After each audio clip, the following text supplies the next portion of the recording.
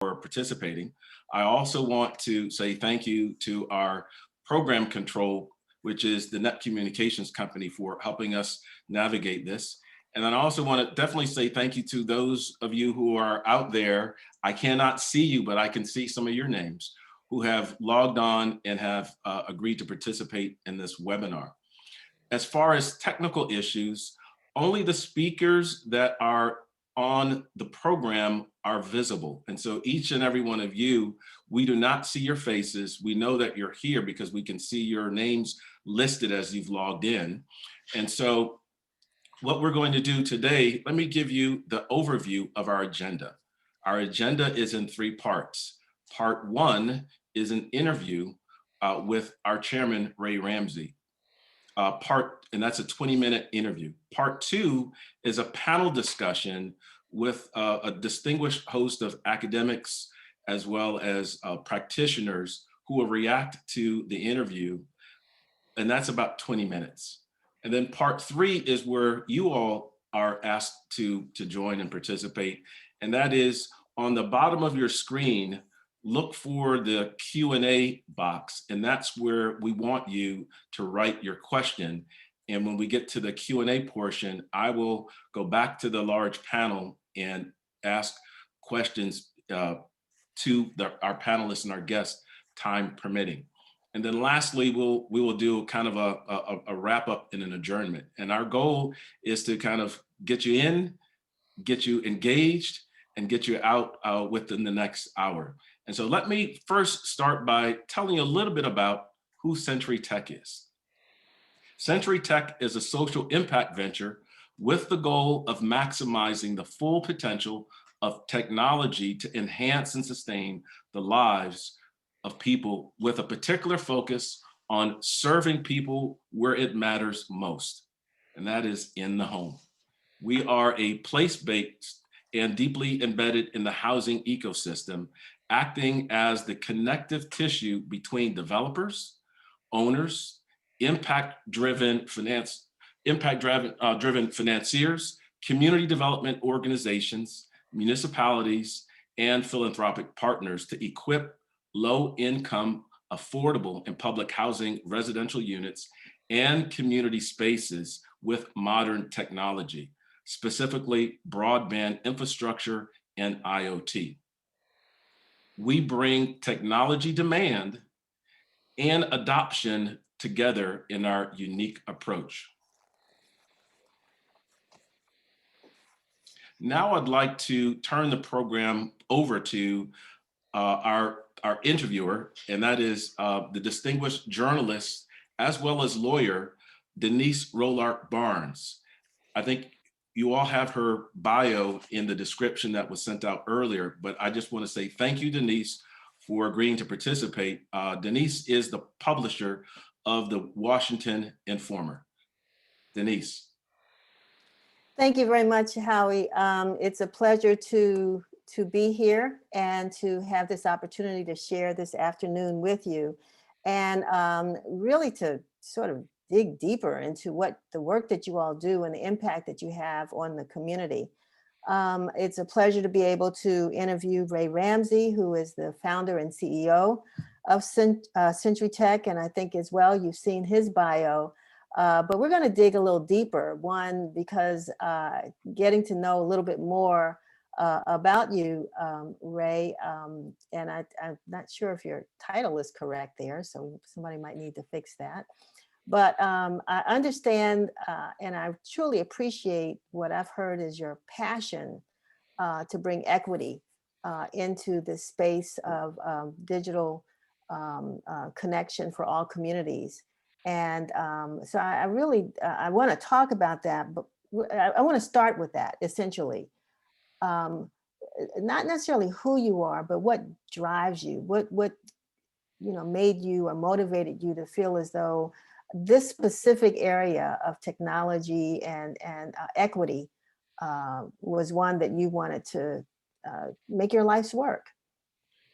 And let me say this to you, Denise. First of all, it's a pleasure to be here. And every time I have a chance to address these topics, I consider it a privilege.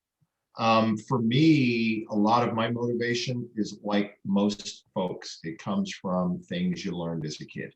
And when I was growing up, many years ago, we didn't have an internet. There was no such thing. And I often tell people we had something that a lot of people don't relate to. It's called the encyclopedia. And we didn't have beautiful home offices. Your home office was your kitchen table. And what I remember was my parents getting us those encyclopedias and having us sit at the table, because all they were doing was saying the information of the world ought to be available to you. And that has never left me, because that is a game changer for everybody. And so when we think about the haves and the have-nots of our society that shouldn't exist, so much of it is rooted in the information haves and the information have-nots. And so it's just an effort to lean in to say every time we can lower those boundaries, we have a unique opportunity to rise. And that's really, it's just that simple for me. Well, you also have had a long history in other endeavors. One Economy is one of those. And maybe you could tell us a little bit about that and what distinguishes the work you're doing now with Centri Tech as it compares to what you were doing before. Well, a number of years ago, an amazing group of people came together and we worked in a windowless basement, and it was One Economy. And I've never lost sight of what I called our basement values. And we were fighting our way out of the basement because we had a very simple proposition. And we said that access to the internet in the future, and this was in the year 2000, would be like oxygen, and you needed it to breathe, you needed it to function. And what made us different at the time, and now when you look at it, it seems silly, but back then we said the access needs to be in the home. So all of the endeavors, all of the money was going into the libraries, which is wonderful. At one point I was labeled as the anti-library guy, and I go, I'm not. And computer learning centers. And again, we said those are important, but we said nothing replaces the home. It's the center of learning and of culture. And that's what will drive adoption. And so we're still stumbling as society over, well, how do we get people to adopt? So all these adoption initiatives. And I used to say, you don't need a psychologist or an anthropologist to understand that everybody has aspiration. And if we can help them get there by opening up information in ways that are comfortable, that are convenient, and that fit their culture, and in that case, there's nowhere like the home. So One Economy built its back on that, created unique partnerships. We were fortunate to have an amazing array of companies, some of them included in the telecommunications sector, the technology sector, combining with us. And then we kind of went away and we spread our word into 17 countries. And I remember at the time celebrating because some of the companies were adopting our methodology. But then you flash forward now, and I would say about a year plus ago, some of us from that original team and new friends were getting restless. And this was pre-COVID. So we can talk about COVID because COVID just lays bare the debate. But we were getting restless going, well, what's happened in the 10 years hence when we were here? And has the needle really moved? You know, we talk a lot about when we talk about this, the technology and access, not only in communities or in homes, as you say, and you know, for years we've been talking about this quote unquote digital divide, a term that I understand you would like to just kind of put out with yesterday's trash, because it may not reflect where we are today and the policies that you think or Centri Tech is trying to espouse. So one, why is it that you don't like that phrase digital divide? And let's talk about some policy issues, because we talked passion, but now we need to translate that into policy. I'm ready to go into policy. And the reason why that term, it's a downer. It's talking about the divide. We know that there are statistical divides. The whole term about using digital advancement, the word itself is expansive. And so if we start out saying we want to advance the human condition, advance people's quality of life, their standard of living, it makes it more aspirational. By setting the target higher, you have a greater chance to get there. One of the great failures is when you look up and you say, well, if we just give that person a computer and we just get them some level of connectivity, we're done. You know what's happened in the past 10 years since one economy was working? The capabilities of technology have soared. The ability to impact our lives in health, extending our quality of life, our wealth creation, all of those things have soared. And then it's one fundamental question. Are we utilizing all of those amazing tools to advance the human condition? Has it worked? And so we're failing. And so why we're putting this out is it starts with the mindset first, to use it as an instrument to advance. It's not technology for the sake of technology. It's the instrumentality. Now, once we set out to say we're going to look for quality of life issues and standard of living issues, now we can start building on certain incentives. Also, it's important. I think it is a mistake when we think the problem has to be solved just by the telecommunications industry. It is a universal issue. And so I'll give you the example again of the home. The home is important not only because it's a place of culture and learning, but the home is important because it's part of an industry. And I look at this entire industry about how we build and house and finance individuals. And I say, where's the innovation? And so if you look at the history of housing, we have always advanced what goes into the home. Years ago, we didn't have indoor plumbing. That's inconceivable. Right. Years right. ago, we didn't have Interesting. indoor HVAC systems. Now that's standard. So what used to be the outside became the norm. Mhm. We are asking that question, why? Particularly when we think of lower income residents in this country. Why would it be okay to build something without making provision for affordable broadband? So it brings in multiple industries. The indispensable industry, which is not at the table when we're strategizing about what to do with the digital divide, is that very industry that is housing people. And then we have agencies starting at the federal government all the way through that provide subsidy for those very same homes. And we are saying, why would we not mandate in those subsidies that this becomes the norm? And so imagine how that would change the game. So any developer, for-profit, nonprofit, you want to show up to the governmental window to get subsidy for those properties, this should become standard operating. And these are the things that are at the heart of the digital advancement agenda that we have, just changing the paradigm. I will go off script a little bit here from time to time, but the other question I guess I'm thinking is that when you talk about housing, I think about workforce development as well, because in some cases, you know, I mean, when we have these devices in our homes, I think there are attitudes, maybe once upon a time, that says that's not work, you know, that's playtime.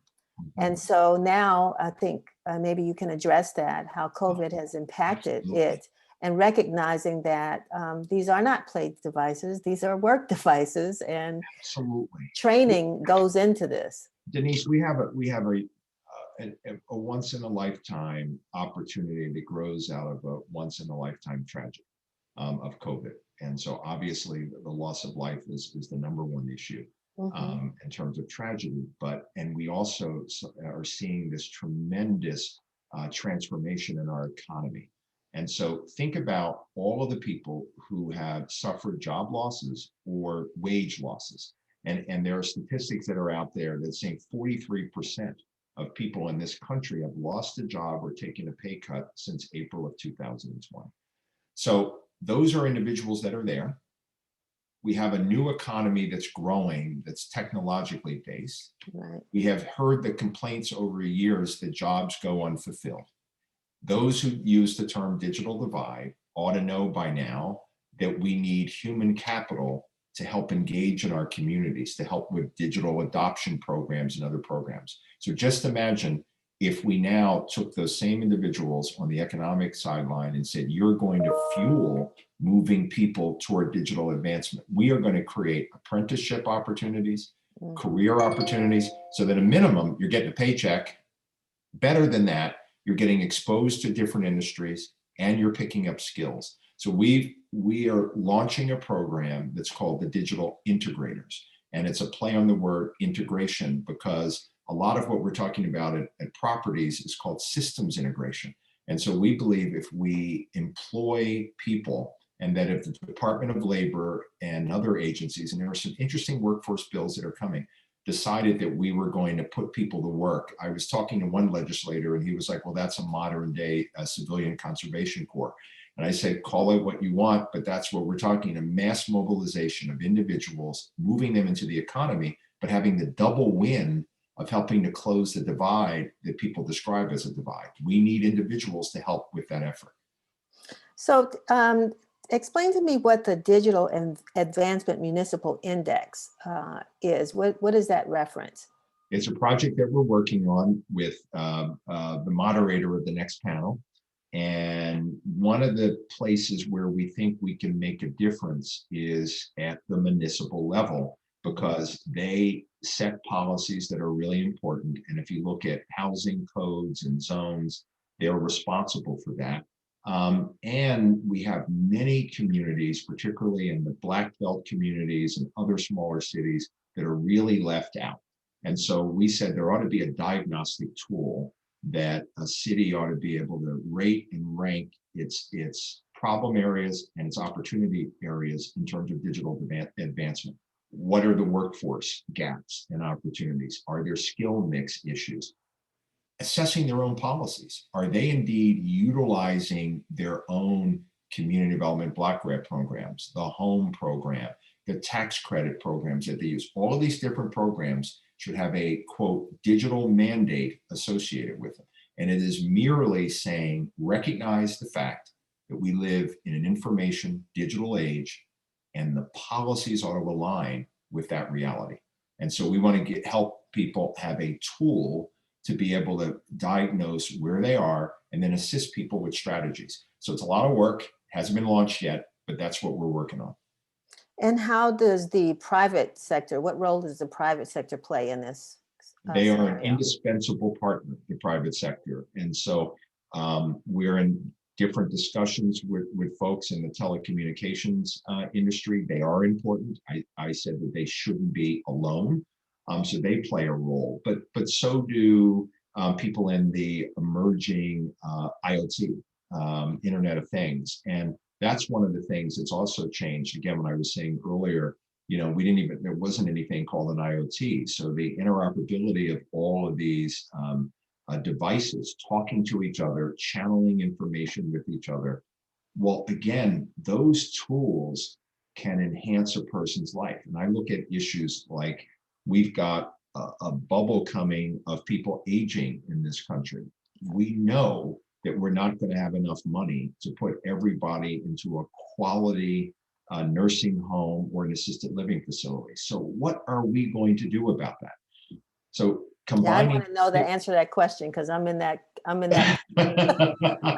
So being able, studies show, and there's an efficacy to this, that if you can age in place, right, you have quality of life, you have better health outcomes, and it serves the system well because it saves money in an overtaxed Medicaid system, which is a big money hit for states. So there are policy reasons to connect these dots. What happens is, Denise, is that we have silos.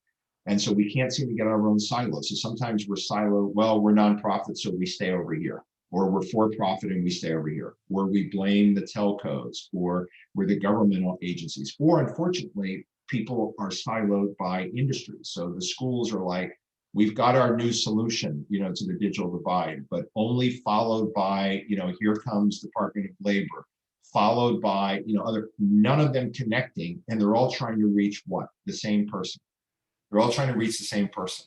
right. And so to not coordinate that loses the possibilities of innovation, issues around leveraging resources. So there's a lot of common sense associated with what we're doing. And we didn't put out policies that just said, spend more. Now we would receive that spending. We would like that spending. And so if Congress is listening, we do think that there is a role for the federal government when we think about infrastructure spending, absolutely broadband adoption, and as well as deployment, urban rural issues should be part of what's going on.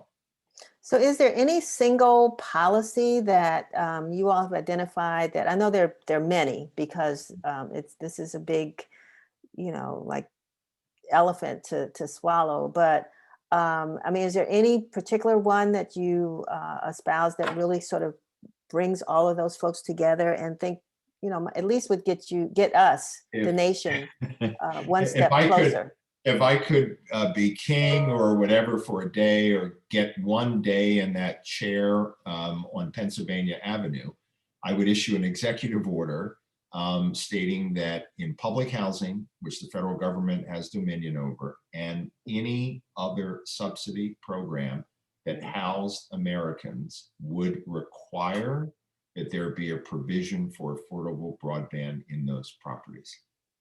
And that would have a sweeping, dramatic impact, because what it would do is set in motion partnerships and collaborations that don't presently exist. So if that leadership comes and I make that appeal to the administration, that would be dramatic. Are there any models now? I mean, are there cities? I wonder, the District of Columbia, for example, where there's either local broadband or something that's being made available in public places. Are there any models around the country? I think it's great when we utilize public Wi-Fi spaces. Some communities have done some amazing things to be creative. And you've probably heard the story of people, setting up things in parking lots and doing things. Our friends at the FCC talk about the homework gap, the homework divide. And so people have done extraordinary things to help kids get access. We know that at least 21% of kids don't have home-based access. And we also know that a lot of people, even if they do, they're afraid of their bill going up, that they can't afford it. It's 40-something% of individuals fall into that category. So, so there are some encouraging things that are done. So everything that I say is to be additive to the creativity that is sparking. But what we need are some of these other foundational things to happen. And we've got to think in terms of bigger, bolder partnerships. And our mindset has to be to solve this issue once and for all, making it a national imperative to do it. And that's why we're here today. And lastly, from a global perspective, let's say, because while we don't want to talk about the idea of a divide, I mean, advancement certainly does sort of broaden the conversation. But if the country doesn't adopt policies, yours or whomever, Centri Tech, or I don't want you to predict doom and gloom, but where does that leave us? I mean, how imperative is this for us to make sure that we bring equity to this issue? Well, you use the right word. It's a matter of equity. It's a matter of societal cohesion. And I said earlier in our statement here that the economic haves and have-nots are really rooted in the information haves and the information have-nots. And so, because, and COVID has shown this, COVID has drawn us indoors, making technology even that much more central to your life. If you don't have the ability to transact in the currency of the 21st century, you're going to be poorer than you ever were. And that ought to be scary, and it ought to be completely unacceptable. And that's why it's an imperative. So I appreciate this opportunity to share some of my thoughts. And I know we have time constraints. You've been wonderful. This has been unrehearsed, and thank you for giving me the opportunity to share. No, my pleasure. And now I guess we go and listen to We're going to the panel. So Denise, Right. thank you for an excellent conversation with Ray. It's my and for pleasure. those of you who are in the audience, again, Denise is the past chair of the National Newspaper Association.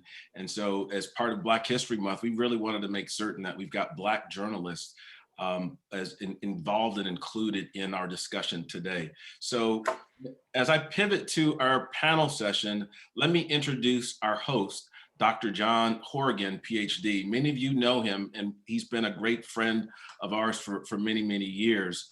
He is really the kind of like the guru of broadband and broadband adoption. He has published a number of papers. He has been and is active with the Technology Policy Institute, senior fellow at the Pew Research Center. He was a senior person at the Joint Center for Political and Economic Studies. He was a scholar at TechNet, and most importantly, at least to me, going back to the earlier period where the FCC was methodically studying this issue, the National Broadband Plan, Dr. Horrigan was very active at the FCC in doing a lot of the research for that plan. And so with that, I turn the mic over to you, John, where you can then introduce the panelists and take it from there. Thank you very much, Howie, for that kind introduction. And Ray has certainly given us a lot to think about this afternoon for this panel. What I'm going to do is ask each of the panelists to sort of do a lightning round of their perspectives on what Ray had to say. Our panelists are a collection of leaders in the field of equity, digital and otherwise, and they'll have a lot of perspective on how to tackle the problem of promoting digital advancement. Before we get underway, I just want to make one observation about what Ray said. One thing that he said that particularly struck me is the notion of having digital integrators to push digital advancement. And the stat I want to leave you with is this: the pandemic has been a jobs disruption event. It's not only a recession in which there are fewer jobs, the composition of the workforce is changing after the pandemic. There's one estimate that says as many as 40% of jobs that have been lost during the pandemic will not be coming back. So somebody who is working in a restaurant will not have a job in the restaurant in the future because the restaurant is closing. That means that that person needs to find a different line of work. That may mean that that person has to acquire a new set of skills. And if those skills can be digital skills, that person is prepared for the jobs of the future, which are better paying than jobs that don't require digital skills. So that particular point that Ray made to me was very telling. But as I said, Ray put a lot on the table for us. I think Centri Tech's focus on home access is absolutely correct. You have to aim at the right problem if you want to solve a larger problem. And by aiming at home access to the internet, Centri Tech can contribute, I think, to solving equity issues throughout society. So I'm going to ask each panelist to introduce himself or herself and give us sort of a 2-minute overview reaction of what you thought of Ray's comments and any other perspectives that you bring to this particular topic. And we're going to go in order of people on the agenda, which means we're going to start out with Guillermo Mena Irizarry from the National Hispanic Caucus of State Legislators. So I'm going to turn first to you, Guillermo. Hi, John, and thank you for having me. Thank you to Centri Tech for having me. I'm Guillermo Mena. I'm the Director of Legislation Policy and Advocacy for the National Hispanic Caucus of State Legislators. I have a lot to say because I got a question from you guys originally, and I have to say states are all over the place regarding broadband deployment policy. That could be a good thing in that states act as a laboratory for different policies, but it just showcases how the federal government has really dropped the ball on this. And so I have a few recommendations as to what states should do regarding broadband deployment. I would say all states need to have a broadband office with a diverse staff that understands the needs of the communities that are unserved and underserved. I think that there should be a lot of stakeholder outreach, a lot of stakeholder engagement, particularly with those same communities. That staff of the broadband office needs to communicate, needs to coordinate, needs to plan. I think states need to end the taxing of connectivity as if it were a luxury. That was the case when these taxes were first introduced. Now this is a necessity. I'm reminded of the fact that Hispanics use like wireless more than anything else to connect, and we keep raising the taxes on And that leads me to say that connectivity is two things. It has to be not only getting that coaxial, that fiber optic cable or that wireless signal, it has to be affordable. If you can't afford it, that, it's meaningless. States need to collect data. We don't know actually in most places what the actual situation on the ground is. We're not collecting enough data to know who needs what, who's getting what prices they're paying. We need to have, and I think that's important that was brought up, good definitions. Centri Tech, if you look at the website, they're saying you need to have a definition of broadband for the future, not from 5 years ago, right? And that's really, really important. You need to have policies that allow things like good planning, like dig once, right? So if anybody's going to dig, then everybody gets a chance to go in and deploy in that same dig. You don't have to do it 2-3 times. You need to, and I think that this was really important. It was brought up.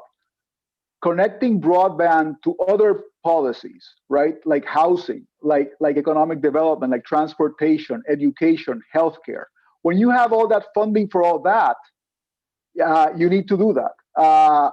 So I think there's a few more things that can be done. I know my time is up. I think, Guillermo will.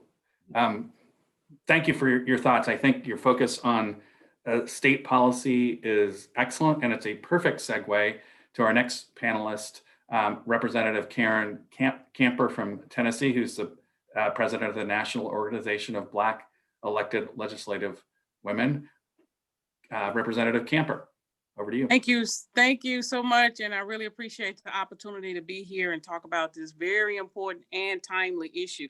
A couple of things when Ray was speaking, he mentioned the encyclopedia, and I remember in '91 when my son was born, I bought a set, and I even paid extra to get the lifetime updates. So I had a flashback on that. But the other thing is that he talked about that I thought was very important was our elderly population and the ability for them to have access, because right now they are so isolated. COVID-19 has shown us how isolated they could be. And at a time when they need to get access to a vaccine, you got to go online to make the appointment, but they don't have the access to go online. And then when they get the number, by the time they call, all the appointments are gone. So there's validity in what he's saying about the impact that this will have on our elderly population, and trying to move them forward is going to be a challenge, but we could do it. I will say that what Guillermo was saying about establishing an office within the states is important. And we did that here in Tennessee, maybe about 5 years ago with our former governor. And so that has been very key, and it has allowed us to really take a look at it, deeper dive, like you're saying. And I will applaud this governor this year, who's decided he was going to invest an additional $200 million for us. So we've done 2 rounds of $30 million, but he's committed to doing a $200 million this year. So I'll yield there and let some of the other members talk about their response to Ray. But that thing about the elderly is very important, because most of our kids, we got access, but when you get in certain areas, we don't. And so we can address that. I do believe it needs to be a part of everything, the point about the Internet of Things. So I'm in agreement with him on a lot of the issues that Centri Tech is putting forward. So I'll pause there and come back later to talk about some other things going on at the state level. Thanks very much, Representative Camper. I think your point about the older population is absolutely on target. So we've had some state perspectives. We're fortunate enough to be able to turn to an expert on cities. We have Shante Byers, Senior Executive and Director at the National League of Cities. And I will turn it over to you, Shante.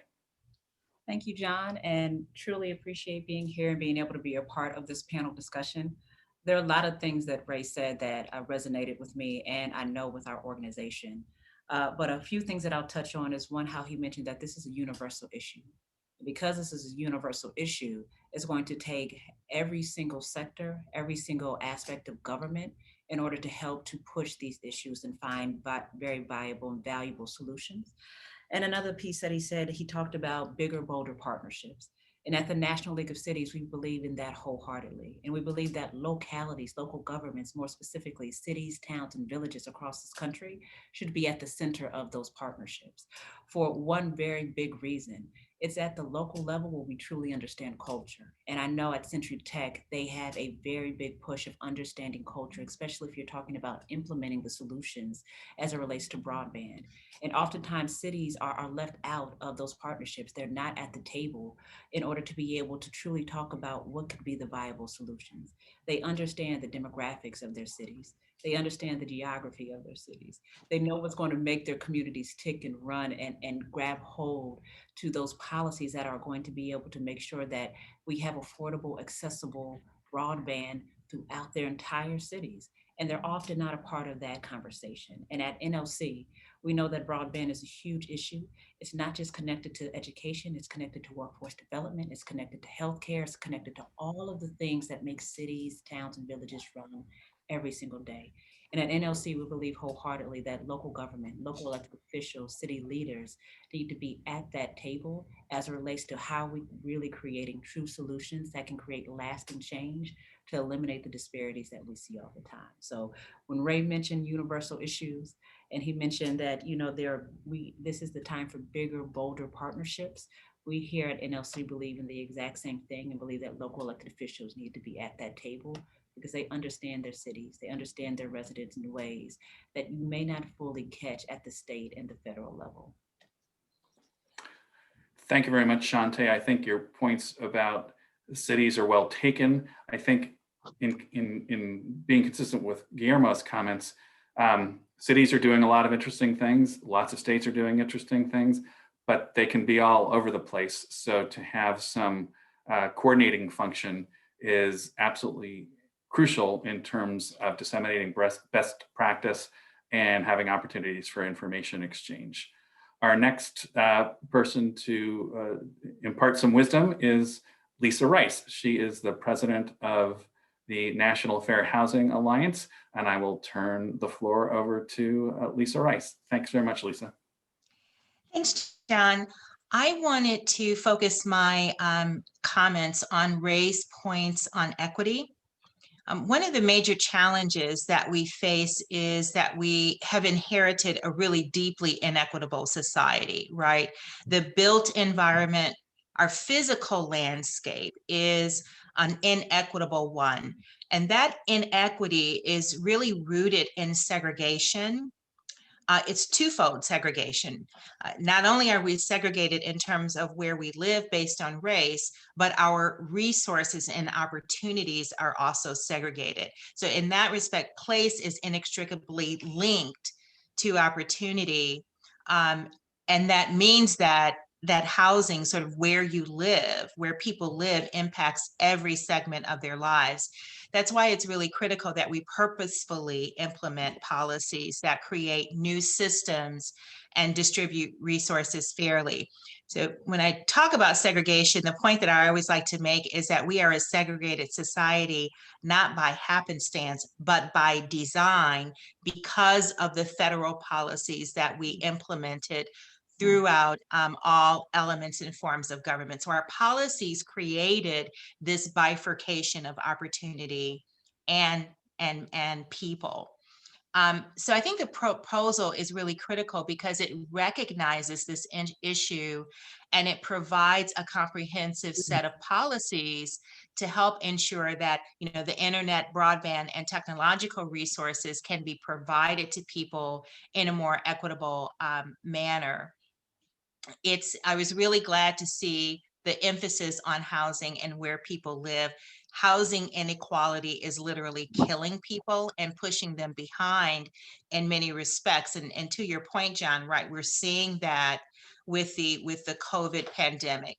We're seeing disparities in terms of education access, health access, credit access, food access, and in other areas because of the disconnection between where we live and opportunity. So I'm eager to talk more about all of the other comments that the other respondents have made. And I think this is a critically important issue.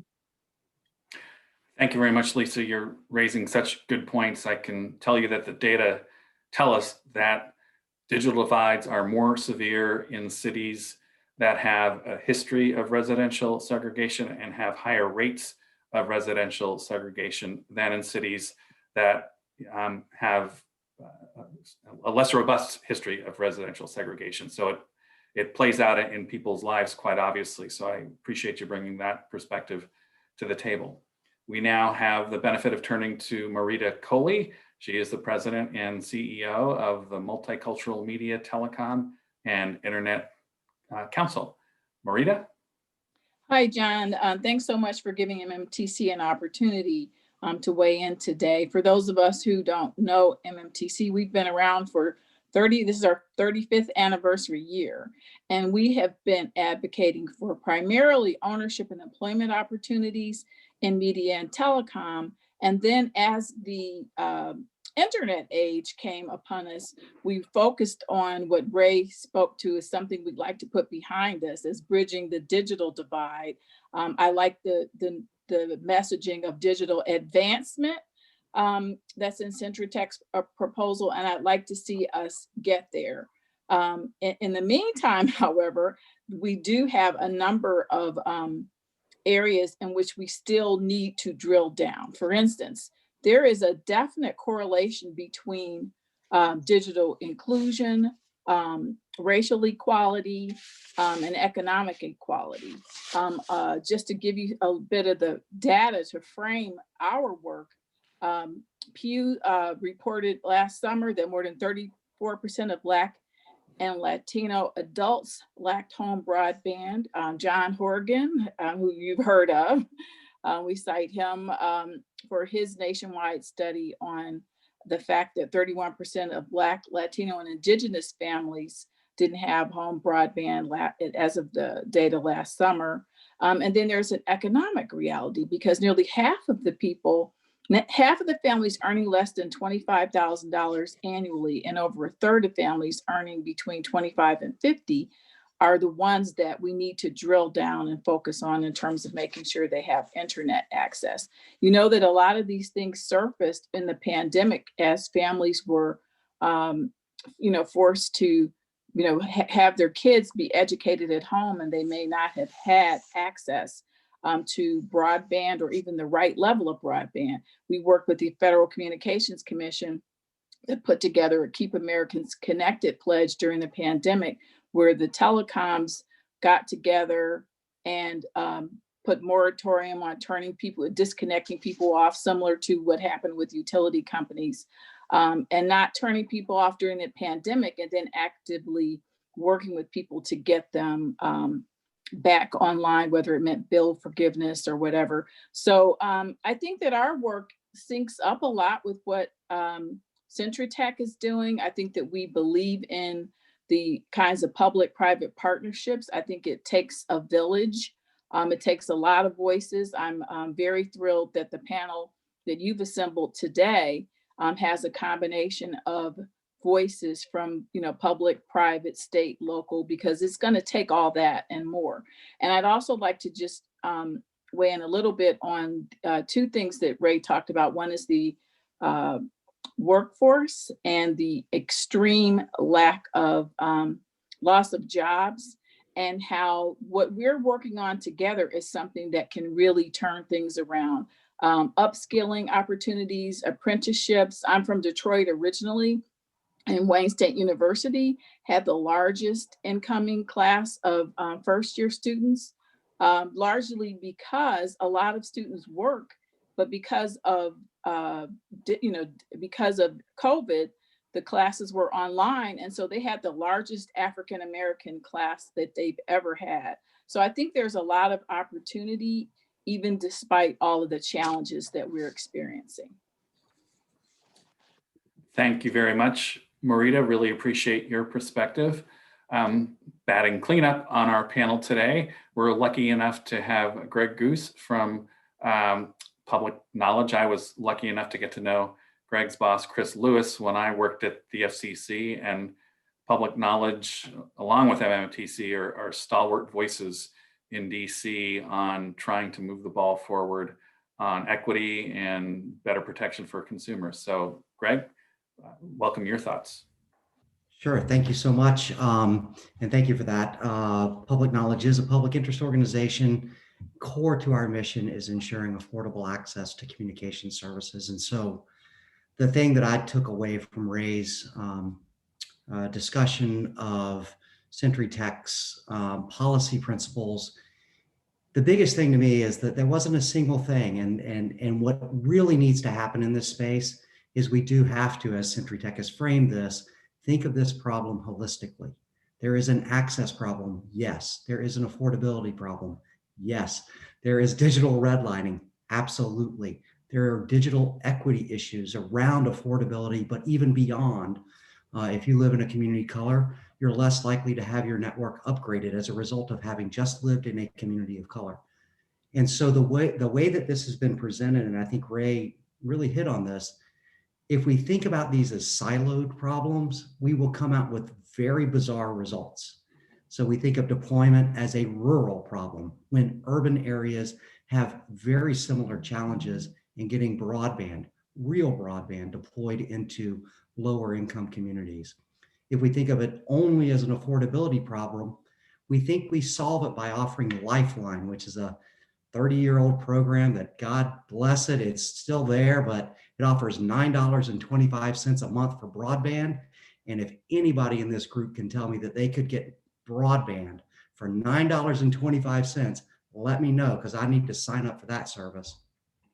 If we think about the network redlining that occurs, and this gets to reliability, and Ray touched on this, if you're left with the old copper network connecting your home, and the carrier that's providing that service is basically abandoning that network while they build fiber, and there's data to show literally across the street from a lot of our public housing and lower income housing communities, and they fail to connect you to the fiber and let you ride on the legacy copper network, you're being left out. So if we look at this problem as a universal access and adoption, which is the core principle I think Centri Tech is thinking about, then all of these other issues will fall into place. And I think underlying that is the aspirational statement of digital advancement. And the beauty of it is it resonates in the Telecom Act that in 1934, Congress made the aspirational statement that all Americans deserve these services, all, not some. And I would just say from the panel discussion, since I am playing cleanup, I agree with almost everything that was said here today. And Shante, I think what you said about getting cities involved is critically important, because when we go to map where broadband is and isn't, and where it meaningfully is and isn't, if we don't understand at a street level in an urban city where it's being deployed, where it's not being deployed, and what is the decision that's driving that by the provider that's supposed to be deploying to that neighborhood, we miss an opportunity and leave another generation behind. So with that, I'll pause and look forward to the ongoing conversation. Thank you very much. I am hoping we have at least a few moments for some exchange and some Q&A. I'm sure Howie will jump in if I'm wrong about that. I might, since Greg at the end mentioned cities, just put on the table something about mapping, because you mentioned it in the context of mapping. Mapping broadband is an entirely other panel, so I don't want to get too far into it. But by engaging cities and city leaders, you can kind of flip the problem, which is to say, get elected officials, mayors, city council members engaged in pointing out to carriers where infrastructure is insufficient. That's about constituent service as much as it is about the technical aspect of mapping. And so I think if we take this approach, which is sort of a full court press, which a lot of the folks on this panel have teed up, then I think we set ourselves up to help move the ball forward. I see Howie on screen, and I will, I think, let him take the baton and Now, this is ferry any questions that may be. really well. This is a great conversation. I think we should have allocated 2 hours instead of 1, but that gives us more reason to come back together as a group to really dig deeper, because we've had really good, robust conversation. In the Q&A box, I've only gotten one question. And so if those who are listening in, I've got another question. And so let me just kind of ask the question, and this is to the whole group. Black and brown children disproportionately lack broadband access. However, the problem is compounded by culture, especially among Hispanic parents. What do you think when kids connected to their computers, they're just playing? Any recommendations on how to educate parents to understand that connectivity equals education? That's to the group. Anybody want to weigh in on that question? It's hard to as the Hispanic here. Let me tell you that was something that our executive director was texting me about as I was speaking, and as Ray was speaking, because Connie is 100% right about that. There is a cultural issue that where Hispanic parents think their kids are playing. We have actually talked about this. We talked about it in the last meeting of our broadband and technology task force. It is. I don't have an answer for you. I just want to tell you that it is 100% an issue that we are aware of, and that I please, if anyone has an answer, I think other than just saying we have to educate, because we do. I think it would be very, very useful. Howie, this is Representative Camper. One of the things that we've learned in COVID-19 and families having to deal with virtual learning and remote learning, I think they're having a deeper understanding and appreciation for what the devices mean and having access mean to their children. So that, I think, could be a step, even though it's been trying, it's been tough. But parents are now getting more involved themselves in their kids' education and learning, and seeing how having access to the internet via the devices can help not only move their children forward in education, but they themselves are learning more than ever before.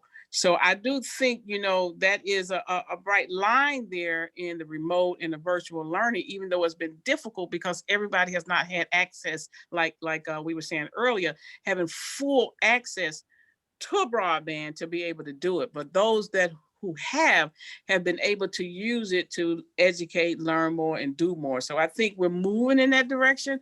More can be done. And we all stand ready here at Nobel Women to make it happen. I mean, we've been doing this for over 2 decades, trying to get access to broadband.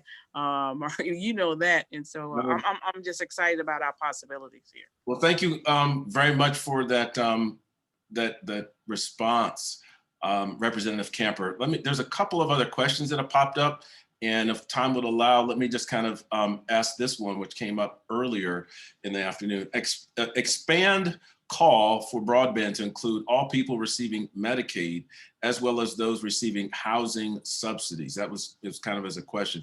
Many people qualify for vouchers, but don't receive them. Did anyone want to kind of address that question? I was going to say, the FCC has a proceeding going on right now, the emergency broadband benefit subsidy.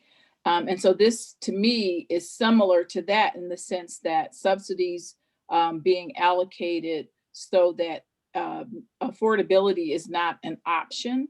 And that we've definitely supported the emergency broadband benefit. In fact, we believe that Congress has to come up with a way to make it permanent, so that it's when this $3.2 billion runs out, that people aren't left, hanging without having the subsidy. By the way, the subsidy is a $50 to $75 a month subsidy, $50 for low income people or people who've recently lost a job, and $75 for people on tribal lands. But I think it's absolutely essential to have those kinds of subsidies, as Centri Tech has put in their proposal, but it is very important that they be made permanent. and the digital integrators. That reminds me of One Economy's program. My favorite program from One Economy, the Digital Connectors program, can solve a lot of the problems we're talking about here today, because you had young people going, well, maybe not necessarily young people, but you had trained technicians going into people's homes, teaching them how to use the internet, seniors, whatever. And the people who were doing the work were getting paid. So it's part of the whole ecosystem of making sure that we have people who are trusted going into people's homes and helping them to get comfortable with the internet and with how to maximize its use. Great, thank you, Marita. I've got one more question, and this one is directed to Ray, and it's from Clyde. It says, Ray mentioned the lack of real federal mandate with grant programs like CDBG, Community Development Block Grant, and HOME. What more can the federal government do to create a mandate to make broadband a public utility like water and power?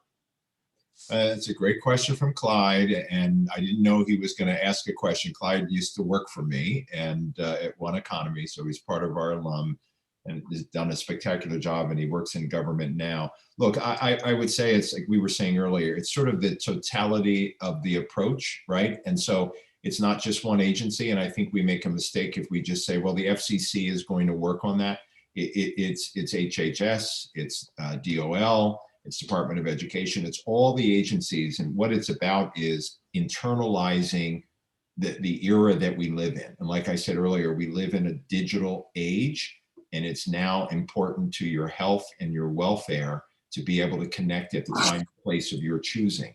And so I think there's just room from the executive order that I mentioned, but all the cabinet secretaries being mandated to lean in and look at what they can do to further what we're talking about. Because we were talking about Medicaid earlier, all of those folks, every agency has to make sure that they have a digital strategy. Every municipality needs to make sure they have a digital strategy that is inclusive of all people. And I just wanted to say one other thing. I thought that question on culture was so thought-provoking. And Guillermo, I appreciated your candor and your honesty. And I think it's just something that we all ought to come together again and talk about, because it is a journey and not a destination. And it's really one of the tough issues. And we talk a lot at Centri Tech about the issue of culture, because we're not going to make all this work unless we continuously address culture and what that means. And how do we connect to folks? And that's one of the reasons why sometimes people are left out of things, because no one is speaking to them culturally, or who's designing the programs, or who's creating the content, and who does it speak to? And so these are all very profound issues, and it will impact adoption. You cannot have adoption without considerations of culture. Howie, if I can jump in on this question too, I'd love to. I think there are two avenues for in ensuring that federal agencies are doing what we're all suggesting that they do. One is President Biden's recently issued racial equity executive order, in which he's requiring every federal agency to do a racial equity assessment, and that includes FCC, it includes all of the federal agencies, to make sure that their programs are being implemented in a way that is racially equitable.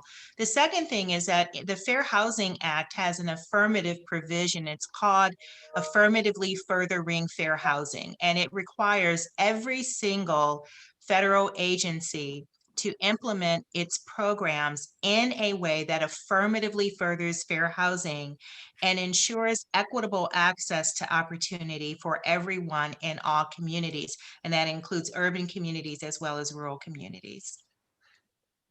That's very helpful. Thanks so much, Lisa. There are a number of other questions that are in our question box, but we're at the top of the hour, and I committed that we would get you in and out within a reasonable time. Right, Representative Camper, I'm trying to be a man of my word here this afternoon.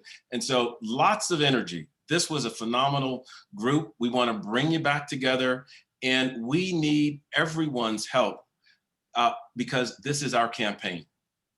We are on a campaign to get others to be a part of this movement that we call the digital advancement.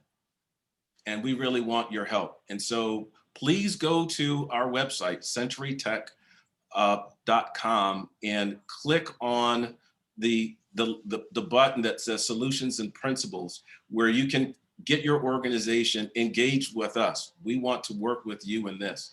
And so I want to thank our moderators. I want to thank Denise Rollart Barnes for interviewing Ray. I want to thank our moderator of our panel, Dr. John Horgan, and to our distinguished panelists. We will have you back. This is not the only time. We will have you back. And then in wrapping up, I also want to just get you to understand a little bit more about who we are at Centri Tech. Again, we do systems integration work in the home. We do this work in affordable housing, and we're looking to do that more in different parts of the country. And we are a not-for-profit that does digital adoption training and education. And so we do both things. We're just not a talk tank. We are a do tank. Now, so many people here in Washington, D.C. just talk about it. We actually do this work. We do the systems integration, and we do the training of young people and adults, and education and other tools that are apps-based. So we want you to lean in. So again, our digital advancement principles: universal access is essential. Access and adoption bring limitless possibilities. Adoption is about culture, Guillermo. Innovation requires convergence. The private sector is critical. All of the private sector solutions must be data-driven. The housing quality positively impacts people and the planet. And Lisa, you so eloquently stated about the built environment being inequitable. Our solutions, or our principle, gets to addressing that issue. So again, everyone who can hear me and see me, thank you for participating in our webinar. We will continue to be engaged and involved with you. And thanks for participating. Have a great day. Great, thank you. Thank you. Thank you. It was great. Appreciate it.